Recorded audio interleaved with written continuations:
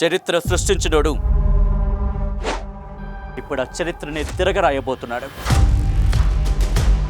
అబద్ధాల గోడల్ని బద్దలు కొట్టి నిజాలను రాగా మీ ముందుంచబోతున్నాడు. నిజమైన వార్తల కోసం వెంటనే డౌన్లోడ్ చేసుకోండి రా యాప్ని.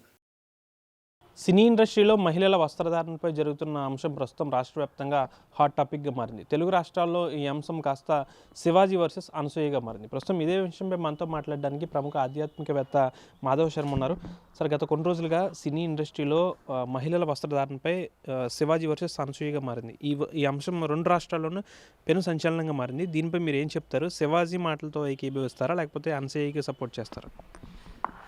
మంచి ప్రశ్న. టీవీల్లో చూస్తున్నటువంటి సమాచారం, అలాగే యూట్యూబ్లో చూస్తున్నటువంటి సమాచారం మేరకు ఇది కేవలం అనసూయ వర్సెస్ శివాజీ అని కాదు, భారతీయ సనాతన సంప్రదాయానికే ఒక ఇబ్బందికరమైనటువంటి పరిస్థితి, రాగల భావితరాలకు మనం ఏం చెబుతున్నామో అర్థం అయ్యేటువంటి పరిస్థితి, అర్థం చెప్పలేనటువంటి పరిస్థితి కూడా ఏర్పడుతోంది.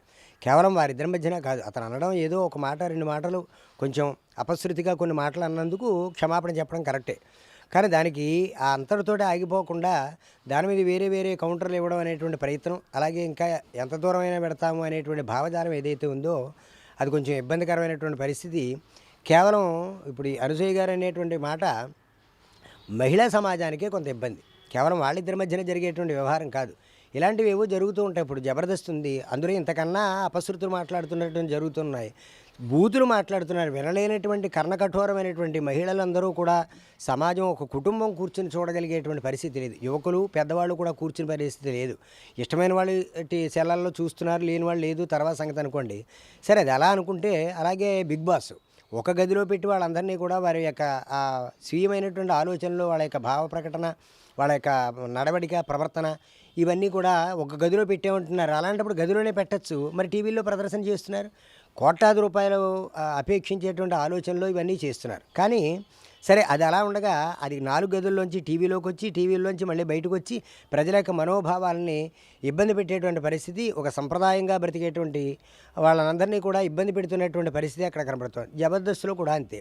దీనికి కౌంటర్గా అనసూయ గారు రియాక్షన్ అవ్వడం అనేటువంటిది బాగోలేదు. ఎందువల్ల అంటే, బాగోలేదంటే మాకు స్వాతంత్రం ఉంది, వాక్ స్వాతంత్రం ఉంది, మేము రోడ్డు మీద వెళ్ళామని తిడతాము అంటే ఊరుకుంటారా? కాదు. మనకు చట్టము పద్ధతి ఉంది. ఒక్కొక్క దేశానికి ఒక్కొక్క రకమైనటువంటి పద్ధతి ఉంటుంది. ఇప్పుడు ఇదే దేశంలో ఉత్తరాదిలో వెడితే చొక్కాలు కట్టుకుని మరీ లాల్చీలు వేసుకుని మరీ మంత్రాలు చదివేటువంటి సాంప్రదాయం ఉంది. కానీ ఈ ప్రాంతానికి వచ్చేప్పటికి దక్షిణాదిలో కేవలం కండువా మాత్రమే వేసుకుని, ఖద్దర మాత్రమే వేసుకుని, పంచి వేసుకుని, కండువా వేసుకుని మంత్రాలు చదవాలనే ఒక శాస్త్రం మనకు ఉంది. కారణం ఏమిటి? సమశీతోష్ణ స్థితి కాబట్టి. అలా ఆ ప్రాంతాలకు అనుగుణంగా ఉండేటువంటి ఆ యొక్క వస్త్రధారణ ఏ విధంగా ఉందో అలాగే భారతీయ సనాతన సంప్రదాయం, సనాతనమనే కాదండి, మన ఉష్ణోగ్రతకు సంబంధించినటువంటి విషయంలో కూడా చక్కగా స్త్రీలు ఆ బట్టను ధరించాలని కట్టు బొట్టు అన్నారు. ఇవి అమెరికా నుంచి ఇప్పుడు కాశీ పెడుతున్నాం, మేము అనేక సార్లు చూస్తుంటే ఆ సందుల్లోనూ, ఆ బెనారస్ వీధుల్లోనూ కనపడుతున్నారు. అనేక మంది అమెరికన్స్, రష్యన్స్, ఆంగ్లో ఇండియన్స్ వచ్చి ఇది చాలా బాగుంది, ఈ బొట్టు పెట్టుకుందాం, పోనీ చీర అంటే అందం అనుకోండి, బొట్టు కూడా పెట్టుకుంటారు వాళ్ళు. చక్కగా బొట్టు పెట్టుకుని చీర కట్టుకుని ఆ పడవల్లో ఊరేగుదామని, ఆ పడవల్లో నడుద్దామని, అక్కడ పెడదామని, ఆ రోడ్డు నెంబర్ పెడదామని, అసలు ఈ చీర కట్టుకోవడం చాలా అందంగా ఉందని వాళ్ళు శ్లాఘిస్తూ అనేక వేల వీడియోలు తీయించుకుంటున్నారు. అంటే ఇతర దేశం వాళ్ళు మన యొక్క సంప్రదాయాల్ని, అందుకే భారతీయ సంప్రదాయం సనాతనమైనటువంటి కట్టుబొట్టు అనేది కొన్ని వేల సంవత్సరాలు నాగరికత లేనటువంటి రోజుల్లోనే క్రీస్తు పూర్వమే మనకి నేర్పినటువంటి గొప్ప సంప్రదాయం. ఈవేళ ఆఫ్రికా లాంటి అడవుల్లో కూడా స్త్రీలు తమ యొక్క ఆ సౌందర్యాలు ఏవైతే ఉన్నాయో వాటిని రక్షించుకునేటువంటి ప్రయత్నం చేస్తున్నారు. వాళ్ళు బట్టలు లేక ఆకులు ఆలమలు కట్టుకుంటున్నారు. అంచేత ఈ విచ్చల తినడం మా ఇష్టము అనేటువంటి భావజాలం మంచిది కాదు. ఇది రాగల భావితరాలకి అంత ఆరోగ్యప్రదమైనటువంటిది కాదు ఎంత మాత్రము కూడా. ఏదో ఒక అనాలోచనలో మన శివాజీ అలా మాట్లాడి వీడు కూడా అలా రియాక్ట్ అయ్యి ఉండొచ్చు, దాన్ని వెనక్కి తీసుకోవాలి. అలాంటి పరిస్థితి రావడం వల్ల చాలా ఇబ్బంది కలుగుతుంది. అంటే భారతదేశం యొక్క ఉనికి, సంప్రదాయము, గౌరవం, మర్యాద, ఆధ్యాత్మికత ఇవన్నీ కూడా ఇబ్బంది గొడ్డలి పెట్టులా ఉంటాయి. రాగల కాలంలో ఏం జరుగుతుందో ఎలాగో తెలియదు. కాబట్టి ఏదైనప్పటికీ కూడా దర్శనం వల్ల కూడా కొంత ప్రేరణ, కామాలు అనేక రకంగా చెప్పబడుతూ ఉంటాయి. దృశ్యం వల్ల, స్పర్శన వల్ల, మాట వల్ల అనేక రకాల రూపాల్లో ప్రేరణ జరుగుతుంది అని. కనీసం ఒక విచిత్రమైనటువంటి చిత్రాన్ని కనుక, ఒక అపేక్షించేటువంటి ఒక రకమైనటువంటి చిత్రాన్ని చూడడం కూడా కామప్రేరణ జరుగుతుందని చెబుతుంది. కాబట్టి అది మా ఇష్టం కుదరదు అంటే అది మిగిలిన వాళ్ళకి ఇబ్బందికరమైనటువంటి పరిస్థితి, సంప్రదాయానికి ఇది గొడ్డలు పెట్టే, ఇది ఇబ్బందికరమైనటువంటిది. కాబట్టి వాటిని సరి చేసుకుని ఇంకా ఒక ఆదర్శప్రాయంగా, మార్గదర్శకంగా మంచి కట్టుబాటు, మంచి నడవడిక ఉండాలి. సినిమాల్లో ఏవో కొన్ని చేస్తున్నారు, కొంతమంది చూస్తున్నారు, అంతటితో వదిలిపోతుంది. కానీ ఇది శాశ్వతంగా మేము ఇంకెలాగే ఉంటామని వాటికి విచ్చలవిధానం వస్తే ఆ విచ్చలవిడితనం అనేటువంటిది చాలా విపరీతమైన ధోరణికి వెడుతుంది. ఇంకా అందరం కూడా మేము ఇలాగే ఉంటామంటారు. మగవాడు కూడా అంతేగా. అన్నప్పుడు జరిగేటువంటి ఘోరాలు అన్నప్పుడు జరిగేటువంటి ఇబ్బందులు చెప్పలేనటువంటి పరిస్థితి. అప్పుడు ల్యాండ్ ఆర్డర్ మళ్ళీ వచ్చేటువంటి పరిస్థితులు వస్తాయి. కాబట్టి ఇలాంటి వాటికి అవకాశం ఇవ్వకుండా గౌరవ మర్యాదలతో భారతీయ సనాతన సంప్రదాయం, మనం ఈ దేశంలో బతుకుతున్నాం, ఎక్కడో వెళ్ళి కాదు, మనం ఎక్కడో ఆ బీచ్ రోడ్లో ఉండేటువంటి పరిస్థితి కాదు కదా. కాబట్టి ఇలాంటివన్నీ కూడా ఆలోచించవలసినటువంటి అవసరం ఉంది. ఎక్కడికో వెళ్ళి దూర ప్రాంతాల్లో మనకేదో తీర ప్రాంతాలు ఉన్నాయి, ఆ తీర ప్రాంతాల్లో ఉండేటువంటి మెరీనా బీచ్ల్లో ఉండేటువంటి పరిస్థితి కాదు కదా. మెరీనా బీచ్లో ఎవడో మాట్లాడు, అక్కడ రూల్ ఏం లేదు, అవసరం లేదు. అక్కడ భారతీయ సాంప్రదాయం గురించి కాదు, అక్కడ అలా నడుస్తుంది. కానీ ఇక్కడ ఈ సభ్య సమాజంలో ఇలాంటివి ఉండడం మంచిది కాదు. ఏదేమైనప్పటికీ ఆలోచించవలసినటువంటి అవసరం ఉంది. పెద్దలు కూడా వారికి నచ్చచెప్పి ఆ సంప్రదాయాలు, పద్ధతులు మంచివి కాదనేటువంటిది ఆలోచించుకోవాల్సిన అవసరం ఎంతైనా ఉంది. అంటే ఒక ఆధ్యాత్మికవేత్తగా మీరేం చెప్తారంటే శివాజీ మాట్లాడిన మాటలకి మీ యొక్క అభిప్రాయం ఏంటి? మీరేం చెప్తారు ఆయన మాటల వైపు? అంటే కొన్ని విషయాల్లో కొన్ని పదాలు ఉంటాయి, అవి కటువుగాను చాలా అబ్యూజింగ్ జరిగేటువంటి విషయంగా మాట్లాడేటువంటి విధాలు ఉంటాయి. అదే మాటని తిట్టు కూడా ఆయన నీ అమ్మ కడుపు బంగారం గాను అనేటువంటి పరిస్థితి కూడా ఉంది. అది బూతు కాదు, అంటే నీ అమ్మ కడుపు బంగారం అవ్వాలి అని అక్కడ తిట్టినట్టు కాదు, అంటే పొగడతగా, అంటే అంత చక్కటి బంగారం లాంటి మనస్తత్వం కలిగి బంగారం లాంటి కడుపులా ఉండాలి, అలాంటి బంగారమైన పుత్రుడుగాను ఉండాలి అని అలా మనం చెప్పడంలో చెప్పే ధోరణి ఏదైతే ఉందో అది కొంచెం మృదువుగా ఉన్నట్లయితే ఇంత కాంట్రవర్సీ రాకపోనేమో.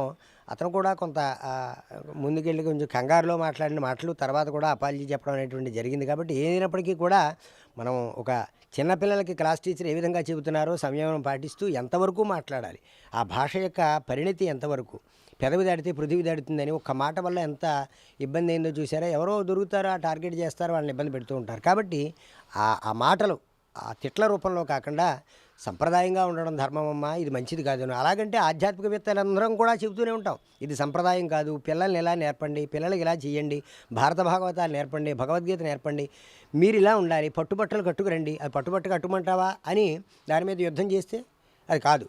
లేదు, మామూలు సాంప్రదాయమైనటువంటి బట్టలు లేని కనీసం సామాన్యమైన తెల్లని బట్టలు కట్టుకురండి అంటాం పూజా కార్యక్రమాలు. మరి అది తప్పు అంటే ఎలాగా?